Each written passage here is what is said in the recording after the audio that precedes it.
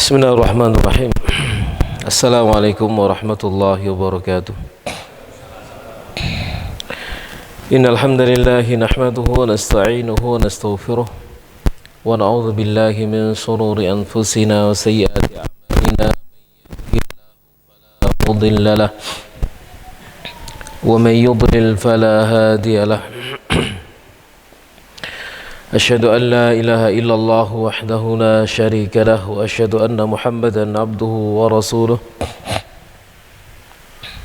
اللهم صل وسلم على نبينا محمد وعلى آله وصحبه أجمعين يا أيها الذين آمنوا اتقوا الله حق تقاته ولا تموتن إلا وأنتم مسلمون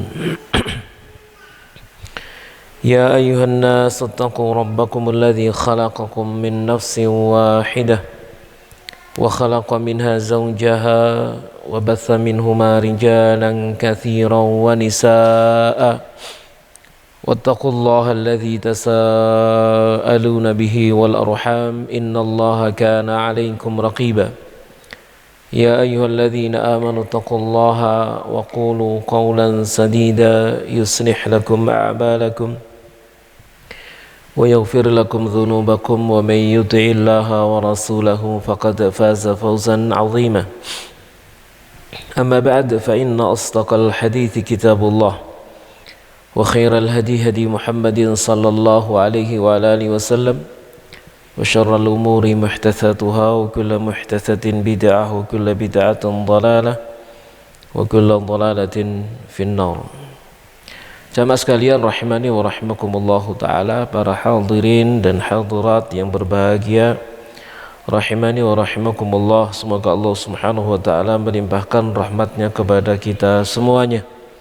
Kita bersyukur alhamdulillah sampai malam hari yang berbahagia ini masih dalam keadaan sehat walafiah, dalam keadaan diberikan penjagaan dan perlindungan oleh Allah subhanahu wa ta'ala, hingga kita terhindar dari apa yang melanda negeri ini secara khusus dan juga negeri-negeri yang lain terkena musibah secara global, yang kita berdoa semoga Allah subhanahu wa ta'ala segera mengangkatnya, memberikan kepada saudara-saudara kita yang sedang sakit kesembuhan dan kesehatan, menjadikan musibah yang menimpa mereka sebagai penghapus dosa, demikian juga sebagai pengangkat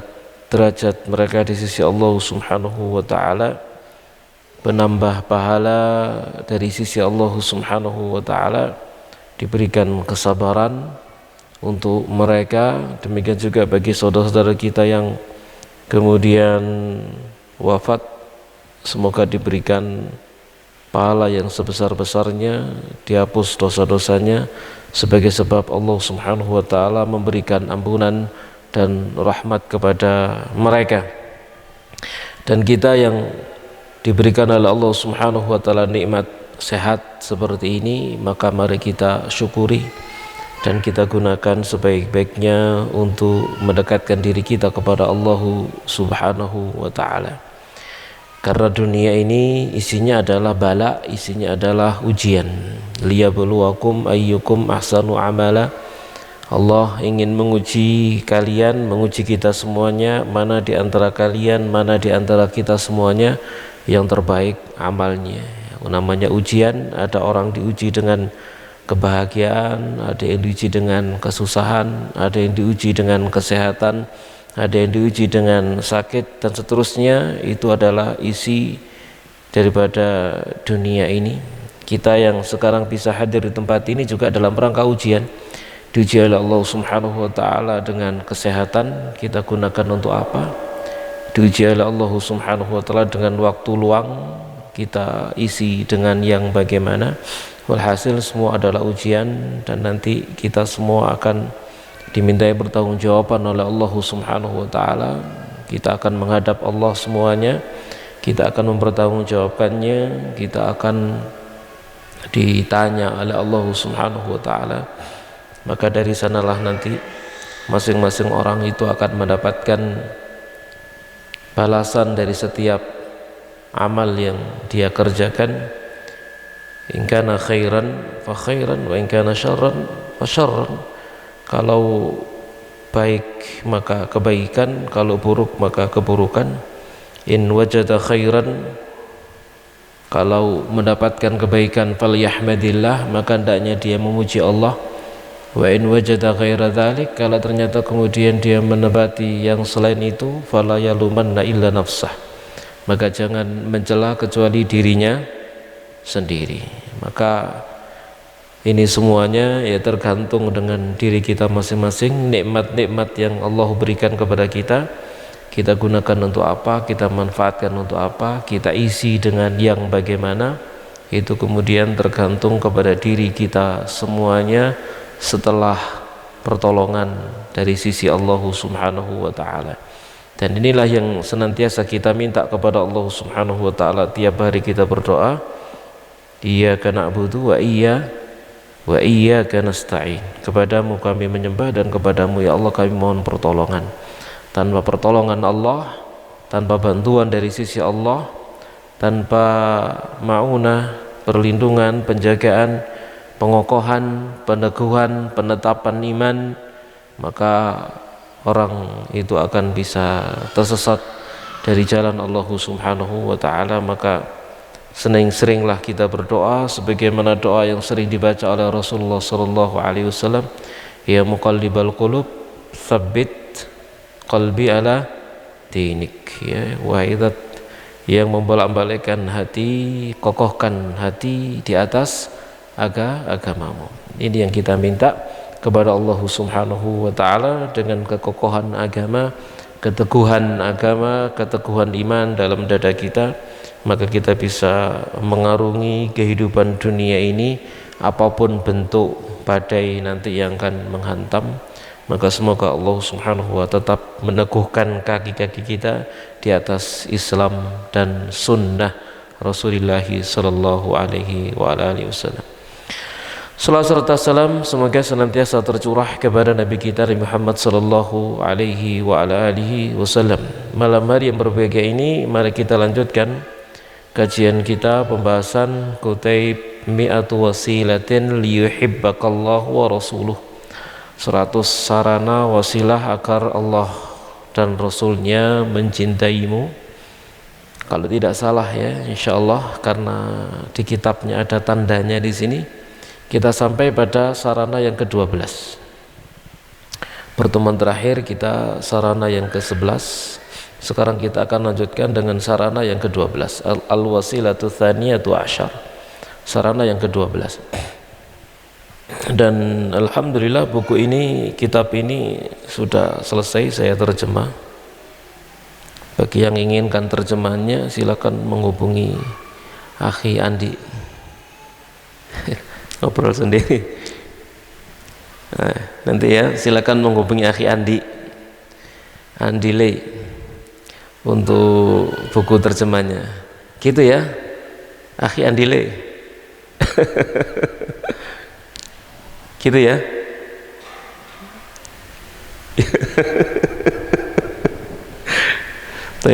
Jadi buku ini ada terjemahnya, sudah selesai. Nanti yang mau silakan dikoordinir.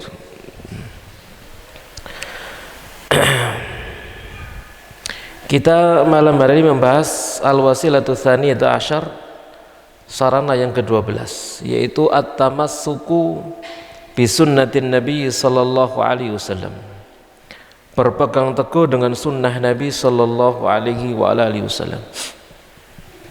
Permasalahan berpegang teguh dengan sunnah Nabi sallallahu alaihi wasallam, mohon pintunya ditutup, masya Allah, langsung tembus ke hidung.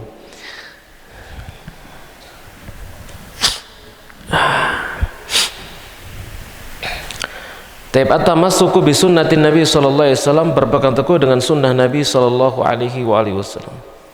Permasalahan tentang berpegang teguh dengan sunnah Nabi sallallahu alaihi wasallam di zaman akhir yang sekarang kita hidup di dalamnya adalah perkara yang berat.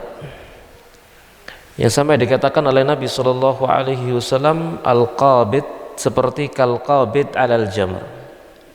Al-mutamassik, orang yang berpegang teguh bi sunnati Nabi sallallahu alaihi wasallam, itu kal-qabid 'alal jamr, seperti orang yang memegang bara api.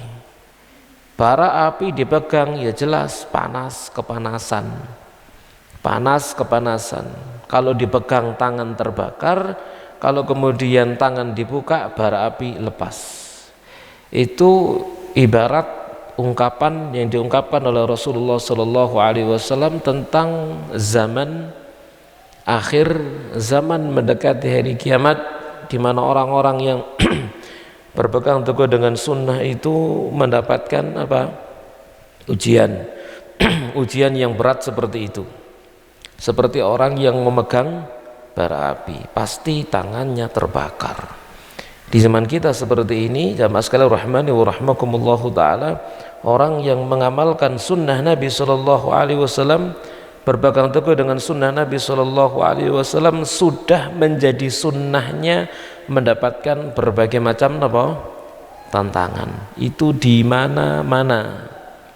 Di mana-mana kita sudah sering mendengarkan berbagai macam kisah.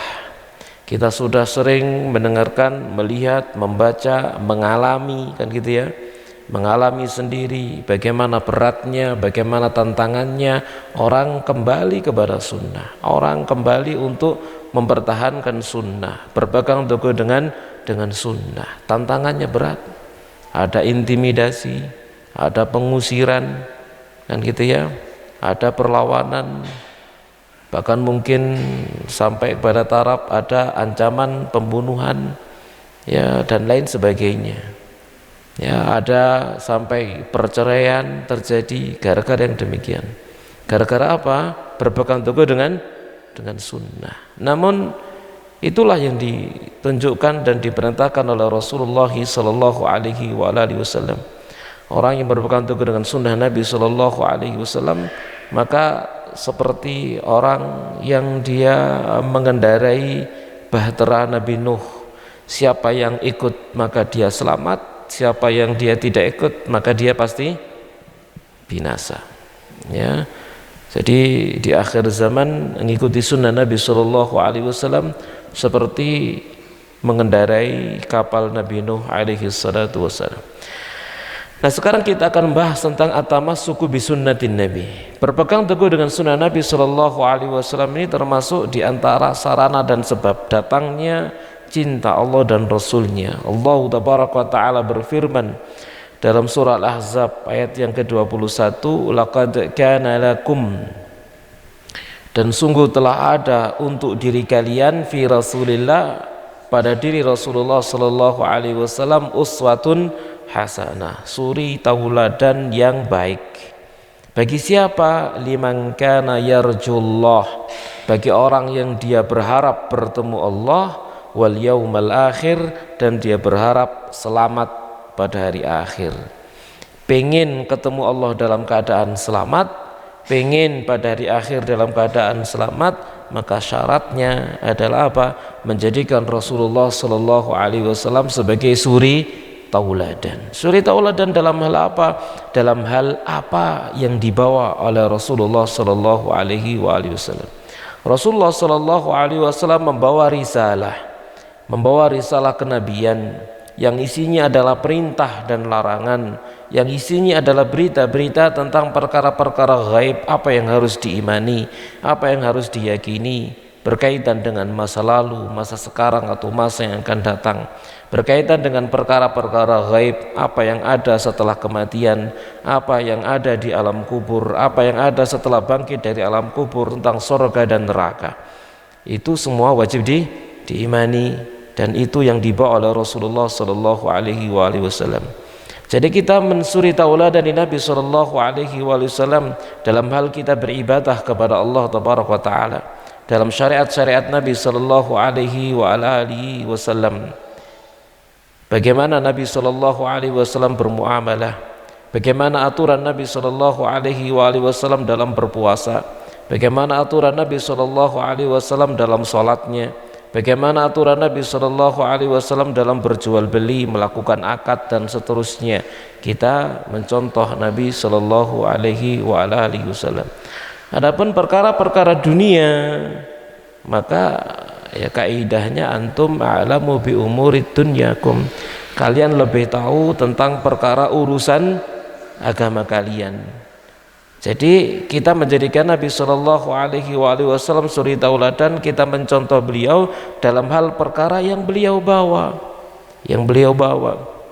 ya, tidak kepada yang tidak beliau bawa, yang itu menjadi urusan manusia secara umum. Nabi Shallallahu Alaihi Wasallam tidak mengurusi manusia itu makan apa, itu nggak diurusi sama Nabi Shallallahu Alaihi Wasallam. Ya, di zaman Nabi tidak ada jangan kelor misalkan gitu ya. Oh berarti termasuk sunnah meninggalkan makan jalan kelor gitu. Anda Nabi nggak ngurusi apa? Kamu makan apa? Jenis yang kamu makan apa? Itu nggak diurusi oleh Nabi Shallallahu Alaihi Wasallam. Ya, Nabi tidak mengurusi seseorang itu pakai HP atau nggak pakai HP. Nabi nggak ngurusi seseorang itu pakai mic seperti ini atau nggak pakai mic, ya. Itu bukan urusan Nabi Shallallahu Alaihi Wasallam. Maka jangan dicampur adukkan. Di mana ada di antara orang di zaman sekarang ini, yang nanti akan ada pembahasan masalah wasilah yang ke-13. Nanti akan kita jelaskan kembali. Baik, kita tunda dulu. Jamaah sekalian rahimani wa rahimakumullahu taala, berpegang teguh dengan sunnah Rasulullah sallallahu alaihi wasallam dalam segala hal. Terutama yang kita maksud adalah dalam hal yang dibawa oleh Rasulullah sallallahu alaihi wasallam. Wa qala an-nabiy sallallahu alaihi wasallam, dan Nabi sallallahu alaihi wasallam bersabda dalam sebuah hadis riwayat Tirmidzi dengan sanad hasanun sahih, usikum bitaqwallah, aku berikan wasiat kepada kalian dengan takwa kepada Allah. Bertakwa kepada Allah, makna takwa menjalankan perintah, meninggalkan larangan. Makna takwa melakukan segala sebab untuk selamat dari api neraka. Itu makna takwa, ya. Jadi kuwasiatkan kalian untuk bertakwa kepada Allah. Setiap perintah Allah laksanakan, setiap larangan tinggalkan. Lakukan segala sarana untuk bisa selamat dari adab api neraka Allah. Berhati-hati di dalam kehidupan, jangan sampai melakukan perkara yang mendatangkan murkanya Allah subhanahu wa ta'ala. Wasiat beliau was-sam'i wa ta'ah, mendengar dan taat. Mendengar segala perintahnya pemimpin dan taat kepada perintah-perintahnya. Wa in ta'ammara 'alaikum 'abdun habasyi, sekalipun yang memerintah kalian itu adalah seorang budak Habasyi.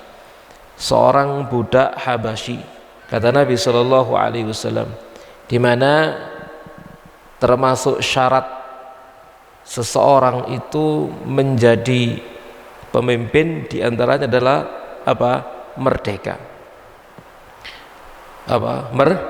Merdeka. Tapi di sini Nabi Shallallahu Alaihi Wasallam menjelaskan abdun Habasyi, seorang budak Habasyi. Kalau budak Habasyi misalkan menjadi pemimpin, berarti dia menjadi pemimpinnya itu dengan cara yang tidak sah.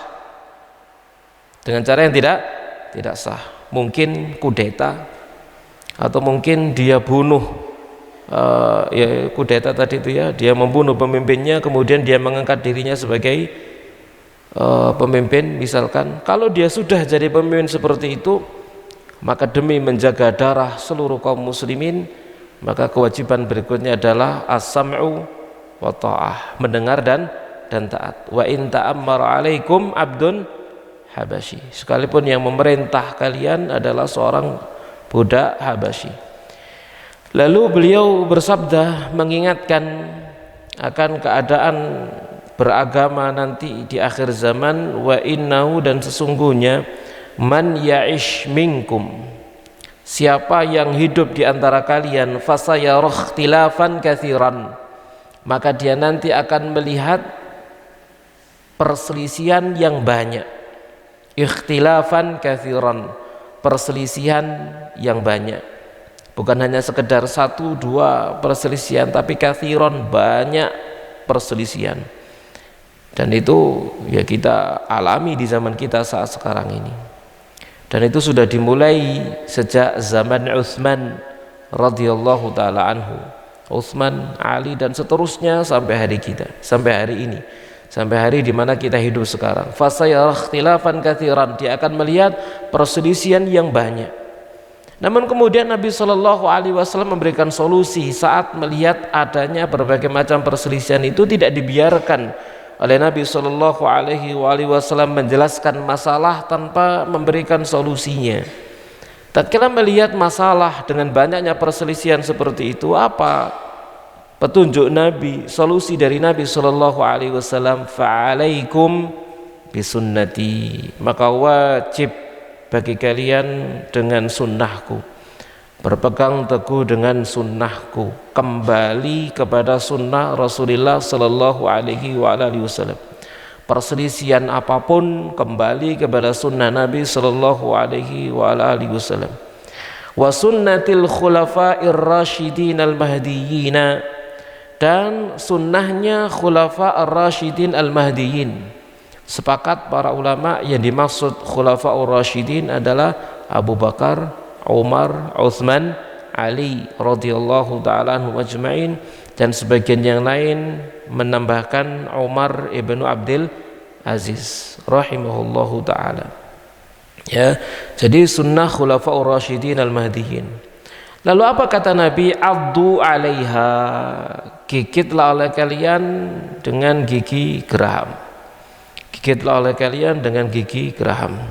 Kita pernah mendengar dalam satu daurah ya ceramah yang disampaikan oleh Syekh Masyhur Hasan Salman. Saya masih ingat sekitar tahun 2000-an dulu di Masjid Raden Patah ya, di mana, di Malang.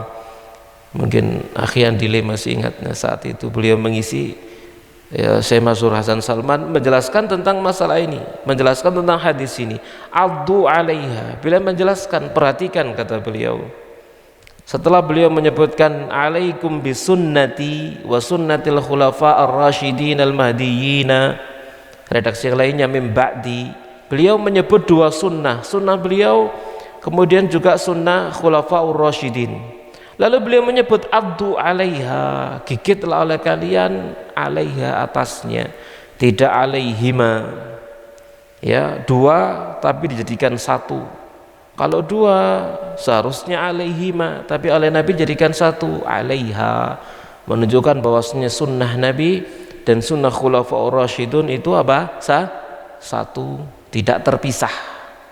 Ngikuti khulafaur rasyidin berarti ngikuti Nabi Sallallahu Alaihi Wasallam.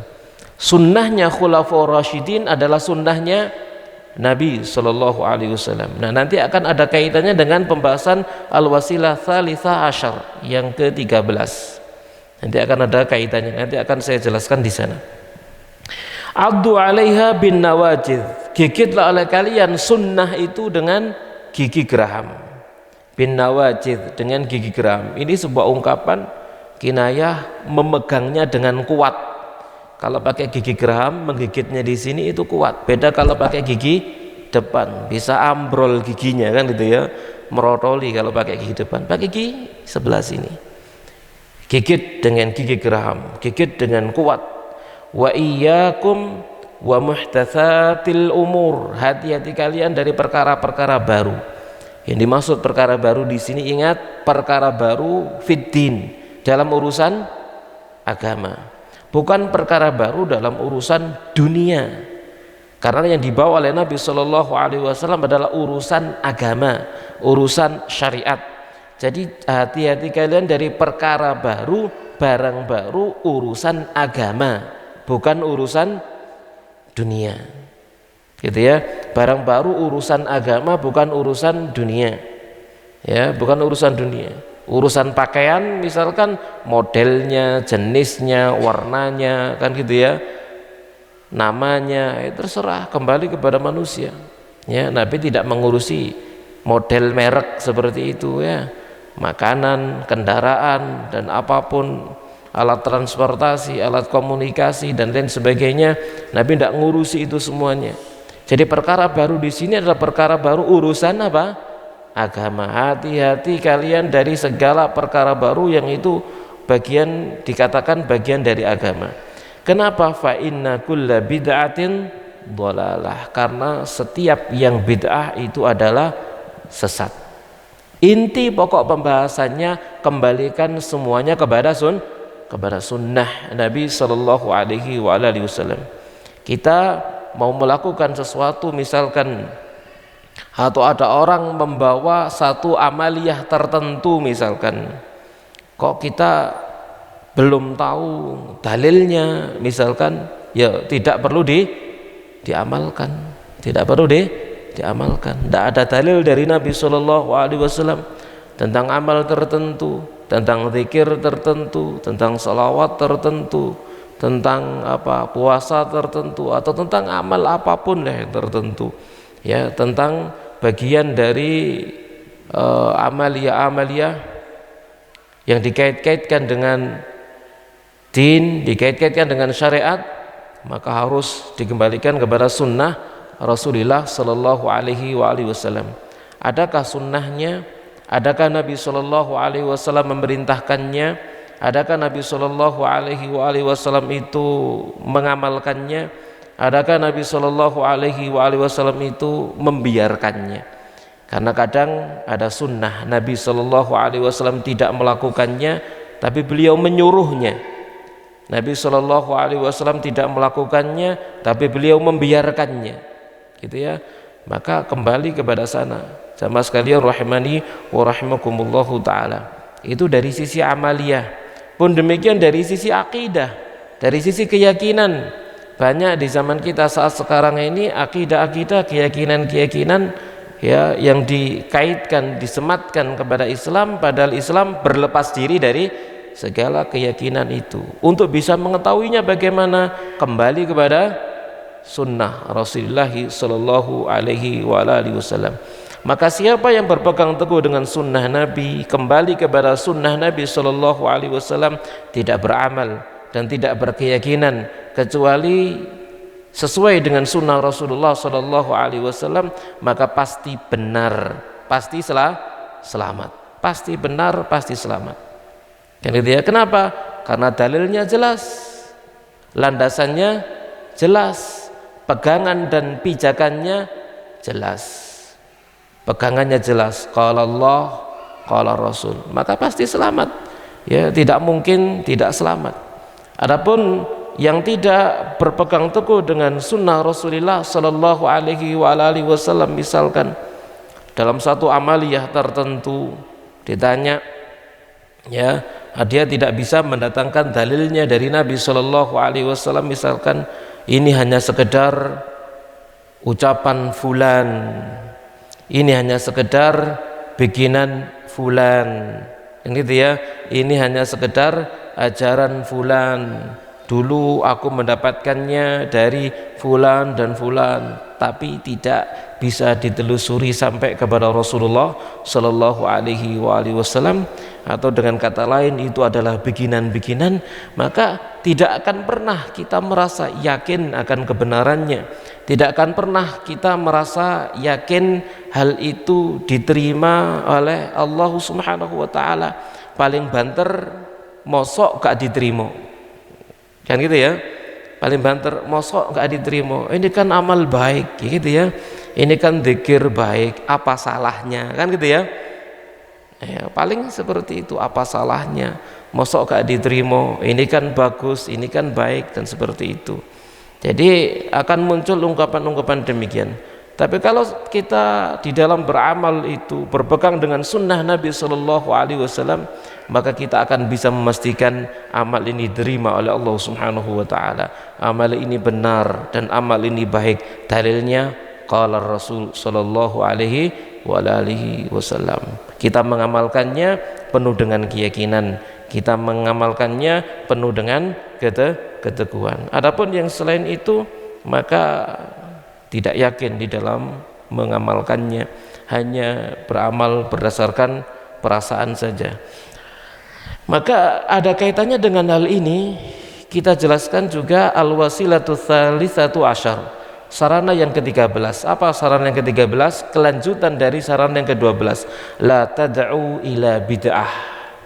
Jangan kalian menyeru, mengajak kepada kebid'ahan. Jangan mengajak kepada kebid'ahan. Ini adalah kebalikan daripada sarana yang ke-12. Sarana yang ke-12, berpegang teguhlah kalian dengan sunnah. Sarana yang ke-13, jangan melakukan bid'ah. Jangan melakukan kebid'ahan, jangan mengajak kepada kebid'ahan. Kata mu'allif, wa aqsul wasilati sabiqati, lawan, kebalikan dari sarana yang sebelumnya, antatrukas sunnata, kamu tinggalkan sunnah wal ittiba'a, dan mengikuti sunnah Nabi sallallahu alaihi wasallam, wa ta'malul bid'ata, dan kamu melakukan bid'ah. Wa qad yuzayyinu laka syaitanu, dan kadang syaitan itu menghias-hiasi kamu, innaha bid'atun hasanah, bahwasanya itu adalah bid'ah hasanah. Maka i'lam, ketahuilah, annahu, bahwasanya laisa fid dini, tidak ada di dalam agama itu bid'atun hasanatun wa bid'atun sayyi'atun, bid'ah hasanah ya dan bid'ah sayyi'ah. Wa innama hunaka, yang ada di sana adalah sunnatun hasanah wa sunnatun sayyi'ah, sunnah hasanah dan sunnah sayyi'ah. Wal bid'atu bid'ah, dan bid'ah itu adalah bid'ah, wa in ra'ahan nasu hasanah, sekalipun manusia melihatnya itu adalah kebaikan.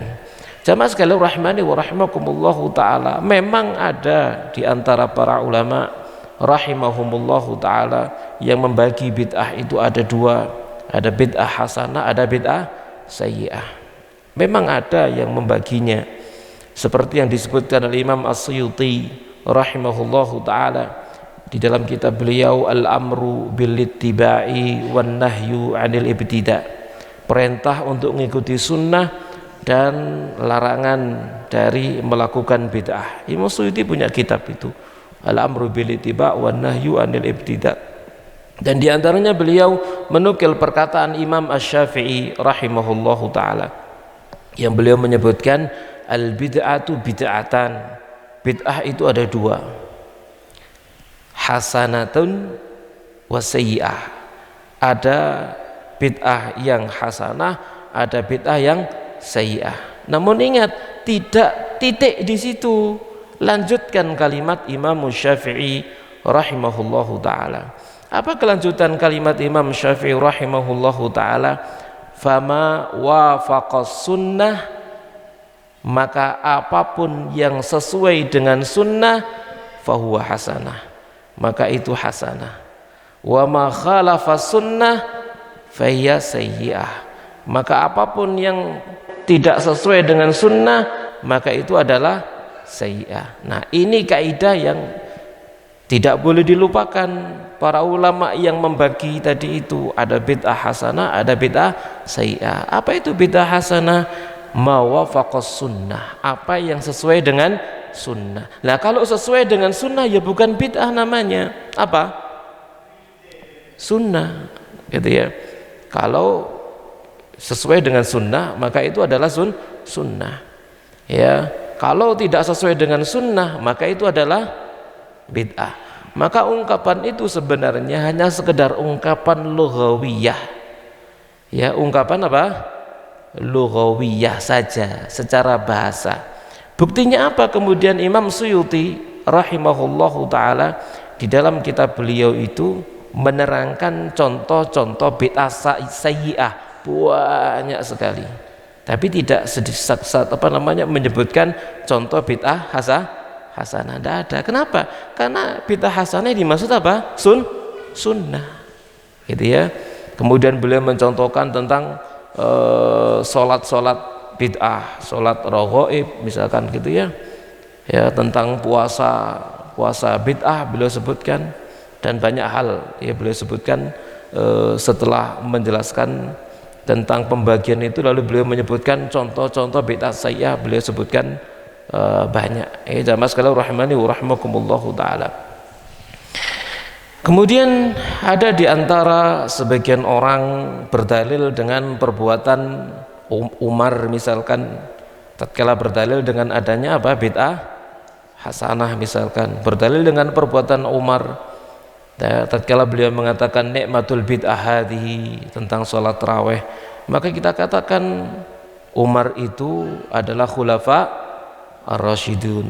Umar adalah khulafa ar-rasyidun yang sudah mendapatkan apa stempel gitu lah ya, apa istilahnya ijazah lah gitu ya dari Nabi Shallallahu Alaihi Wasallam. Ngikuti Umar berarti ngikuti Nabi Shallallahu Alaihi Wasallam. Kalau kemudian berdalil dengan Umar, berdalil apa namanya dengan Umar, perbuatan Umar, ya maka orang yaitu dalil yang sangat sangat lemah, karena perbuatan Umar itu dikatakan sunnah Rasulullah Shallallahu Alaihi Wasallam, sudah diakui oleh Nabi Shallallahu Alaihi Wasallam, terlepas dari tarawih itu sendiri di zaman Nabi Shallallahu Alaihi Wasallam sudah pernah dilakukan 3 hari dilakukan oleh Nabi Shallallahu Alaihi Wasallam. Kemudian hari yang keempat beliau tidak keluar, lalu ditanya di subuhnya, Nabi Shallallahu Alaihi Wasallam menjawab, aku tahu tadi malam apa yang kalian lakukan tadi malam, aku tidak keluar itu apa khasyitu an tufradu alaikum, aku khawatir tarawih itu akan diwajibkan untuk kalian. Nah setelah Nabi Shallallahu Alaihi Wasallam wafat, tidak mungkin lagi satu sunnah itu menjadi wajib, maka ilahnya, alasannya sudah hilang, dihidupkan kembali oleh Umar ibn al-Khattab radhiyallahu ta'ala anhu. Maka apa yang dilakukan oleh Umar bukan dikatakan itu adalah bid'ah, tapi itu adalah sunnah. Beliau menghidupkan sunnah yang sudah pernah dilakukan di zaman Nabi Shallallahu Alaihi Wasallam. Ada lagi orang yang berdalil dengan perbuatan Bilal ibn Rabah radhiyallahu ta'ala anhu. Tatkala beliau ditanya oleh Nabi Shallallahu Alaihi Wasallam, aku mendengar suara langkah terompahmu di sorga di depanku, amal apa yang kamu lakukan? Maka dia menyebutkan bahwasannya tidaklah aku batal dari wudhu di siang maupun malam hari, melainkan kemudian aku wudhu lalu sholat 2 rakaat. Perhatikan, ternyata ajaran sholat sunnah wudhu adalah dari perbuatan Bilal. Nah ini bid'ahnya Bilal ya, ini dalil adanya bid'ah hasanah. Maka kita jawab, Bilal melakukannya, Nabi masih hidup dan Nabi kemudian mengakuinya. Kalau kamu mau mencontoh Bilal, maka lakukan sesuatu, cari pengakuan dari Nabi. Nah kamu yang ngakui siapa gitu ya, Nabi sudah wafat alaihi salatu wassalam gitu ya. Ada lagi kemudian jamaah sekalian rahmani wa rahmakumullahu taala, berdalil dengan pengumpulan mushaf misalkan ya, Utsman yang melakukannya. Di zaman Abu Bakar sudah dimulai, kemudian disempurnakan oleh Utsman radhiyallahu taala anhu.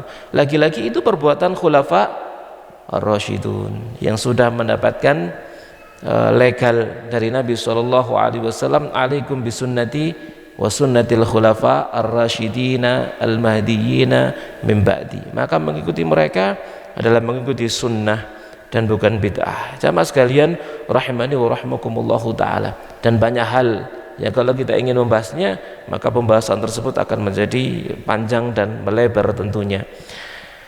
Maka Allah Subhanahu wa taala berfirman dalam surah An-Nur ayat yang ke-63, beliau bersabda, "Falyahdhar", maka hendaknya hati-hati, alladzina, orang-orang yang yukhalifuna an amrihi, mereka menyelisihi perintahnya Nabi, antusibahum fitnah, akan menimpa mereka fitnah, au yusibahum azabun alim, atau menimpa mereka azab yang pedih. Menimpa mereka fitnah atau menimpa mereka azab yang pedih. Jamaah sekalian rahmani wa rahmakumullahu taala, menyelisih perintah Nabi sallallahu alaihi wasallam, menyelisih urusan Nabi sallallahu alaihi wasallam. Kadang orang menyelisihi karena jahil, karena tidak tidak tahu karena ikut-ikutan, maka kita berharap mereka yang tidak tahu, mereka yang ikut-ikutan diterima amalnya, diampuni kesalahannya. Kan gitu ya? Kan seperti itu, orang yang jahil, tidak tahu dan ikut-ikutan, maka kita berharap Allah Subhanahu wa taala menerima amalnya, dan kita berharap Allah mengampuni kesalahannya. Namanya tidak tahu dan sekedar ikut-ikutan. Ada kalanya orang mengikutinya karena syubhat.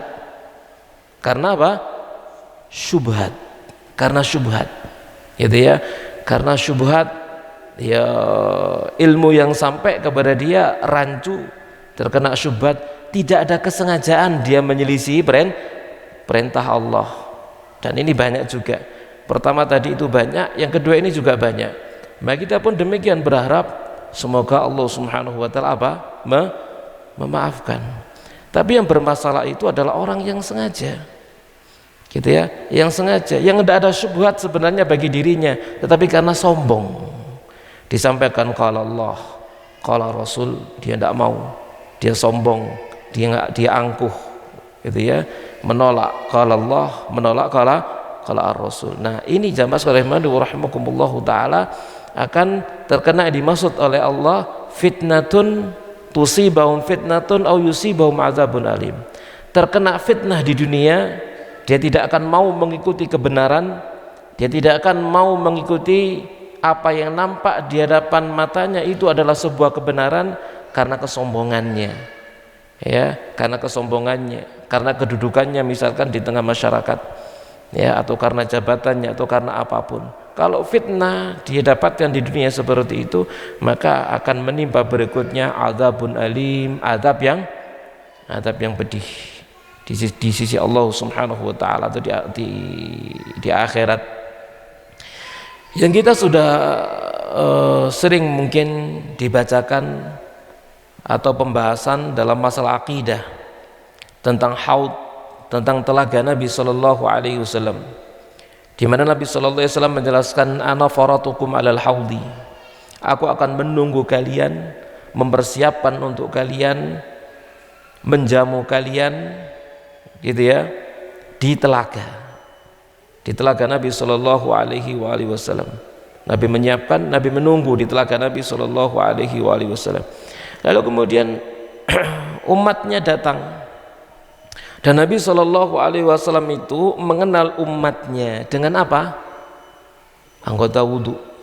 Tuba'atsuna ghurran muhajjalin min atharil wudu.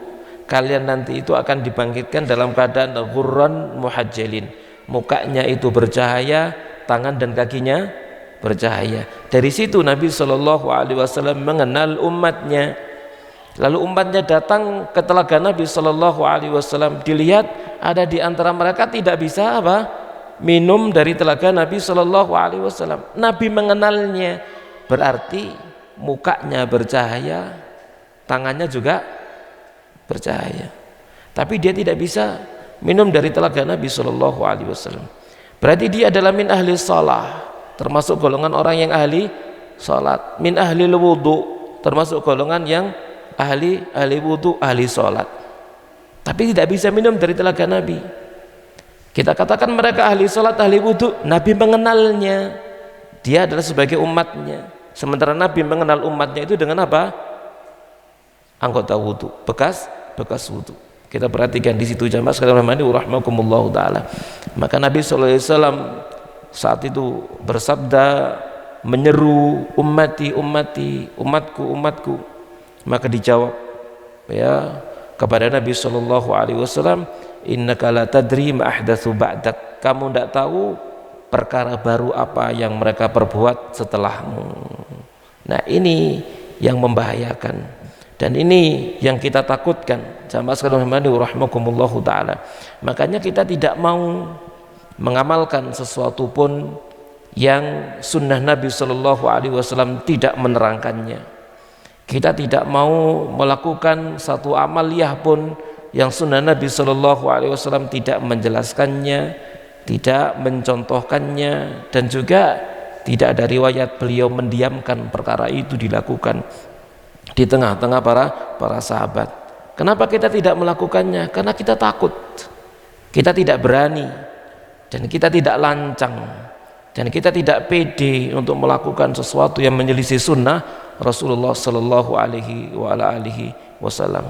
Dan itu adalah prinsip, ya, prinsip kita dan prinsipnya Ahlussunnati wal Jamaah. Karena kita takut kepada Allah dan kita khawatir tidak bisa mendapatkan syafaat Rasulullah Sallallahu Alaihi Wasallam. Kita khawatir tidak bisa minum dari telaga Rasulullah Sallallahu Alaihi Wasallam. Maka kita katakan kami cukup dengan sunnah Rasulullah Sallallahu Alaihi Wasallam. Apa yang beliau contohkan akan kita contoh. Apa yang beliau perintahkan akan kita lakukan. Apa yang beliau larang akan kita tinggalkan. Apa yang beliau diamkan, berarti itu kita membolehkannya. Kita cukup dengan sunnah Rasulullah Sallallahu Alaihi Wasallam. Apa yang mencukupi Nabi dan para sahabatnya, maka itu mencukupi kita. Apa yang bisa memasukkan Nabi dan para sahabatnya ke dalam surganya Allah Subhanahu wa taala, maka itu pun bisa memasukkan kita ke dalam surganya Nabi Sallallahu Alaihi Wasallam. Maka kita katakan, kita mohon maaf, kita tidak akan pernah melangkahi sunnah Rasulullah Sallallahu Alaihi Wasallam. Baik, silakan adzan. Kita lanjutkan sebentar. Wa qala Nabi SAW bersabda dalam hadis Bukhari Muslim, man ahdatha fi amrina hadza, barang siapa yang mengadakan perkara baru, bukan sekedar perkara baru, bukan semua perkara baru, tetapi fi amrina hadza, dalam urusan perkara kami ini.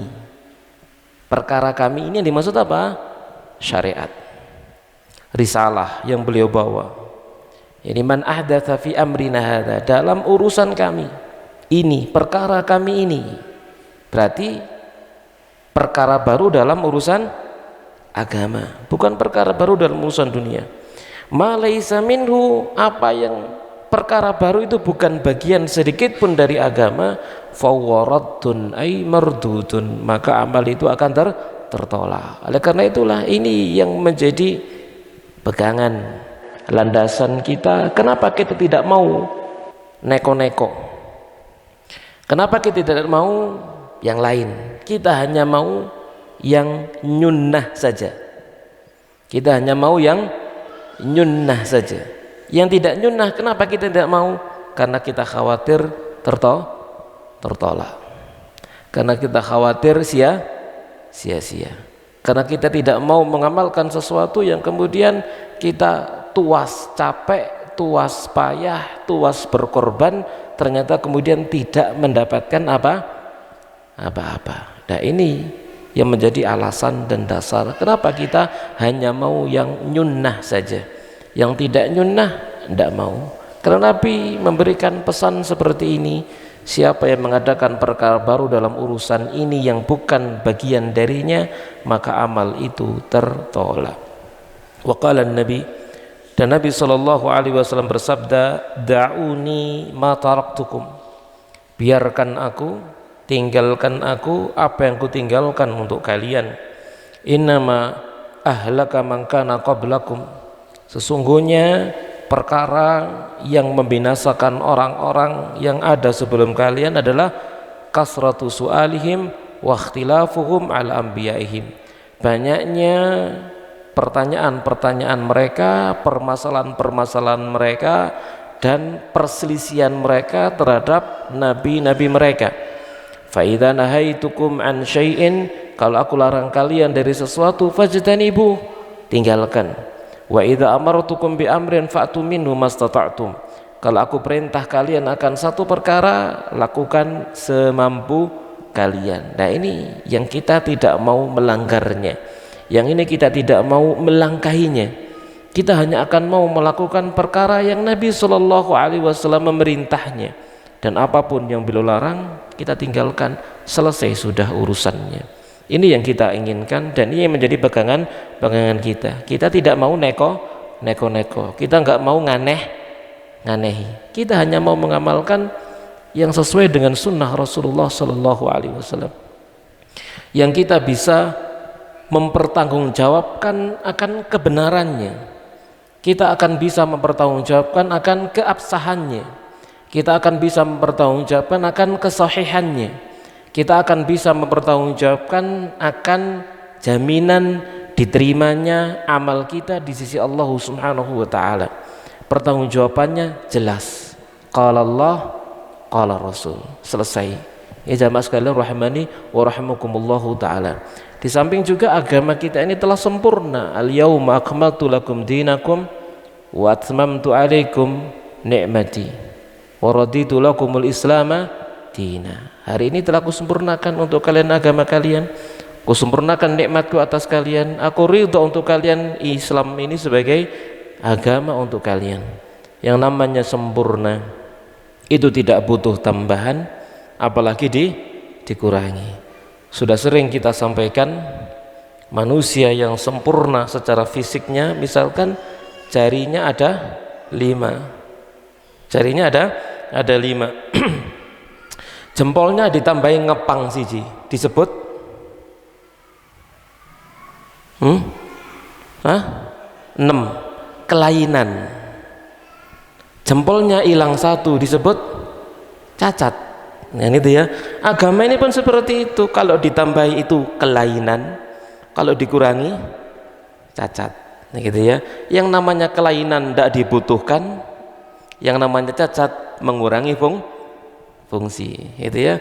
Maka kita pilih yang sempurna saja. Kita tidak menambah, kita juga tidak mengurangi. Tadi sudah kita sampaikan, apa yang di zaman Nabi Shallallahu Alaihi Wasallam itu cukup, maka kita merasa cukup dengan amal itu di zaman kita saat sekarang ini. Apa amal yang Nabi dan para sahabatnya di zaman mereka cukup, maka amal mereka cukup untuk kita di zaman kita saat sekarang ini. Kita tidak perlu untuk menambah yang lain, apapun itu bentuknya. Cukuplah dengan sunnah Rasulullah Sallallahu Alaihi Wasallam, maka kita akan aman, nyaman dan tenang di dalam mengamalkannya. Kita mengabdi kepada Allah Subhanahu Wa Taala, kita beribadah dan menyembah Allah Subhanahu Wa Taala dengan apa yang dibawa oleh Rasulullah Sallallahu Alaihi Wasallam, dan itu merupakan implementasi. Apa implementasi ini? Pengamalan, konsekuensi dari 2 kalimat syahadat, asyhadu alla ilaha illallah, aku bersaksi bahwasanya tidak ada sembahan yang berhak disembah kecuali Allah. Maknanya kita hanya beribadah kepada Allah Subhanahu wa taala. Wa asyhadu anna Muhammadan abduhu wa rasuluh, dan aku bersaksi bahwasanya Muhammad adalah hamba dan utusannya. Maksudnya kita tidak akan beribadah, menghamba kepada Allah melalui dengan jalan sunnah Rasulullah Sallallahu Alaihi wa ala alihi wasallam. Demikian jamaah sekalian rahimani wa rahimakumullahu taala, 2 sarana, 2 wasilah yang bisa kita bahas pada kajian kita di malam hari ini. At-tamassuku bi sunnatin nabi, berpegang teguh dengan sunnah Nabi Sallallahu Alaihi Wasallam, dan la tad'uhu ila bid'ah, jangan kalian menyeru, mengajak kepada kebid'ahan. Cukup ya? Ada pertanyaan kira-kira?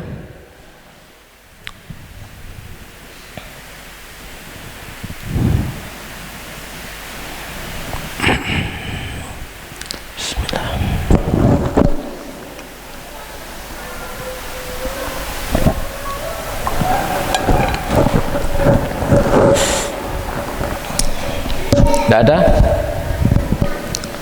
Kalau tidak ada kita akhiri. Ya, tapi demikian, kalau tidak ada pertanyaan, semoga jelas apa yang kita sampaikan, menjadi ilmu yang bermanfaat, menambah wawasan, dan menjadikan sebab kita semakin dekat kepada Allah Subhanahu wa taala. Amin ya rabbal alamin. Wa jazakumullahu khairan atas segala perhatiannya. Wassallallahu ala nabiyyina Muhammadin wa ala alihi washabihi ajma'in.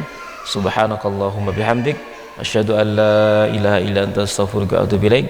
Wassalamualaikum warahmatullahi wabarakatuh.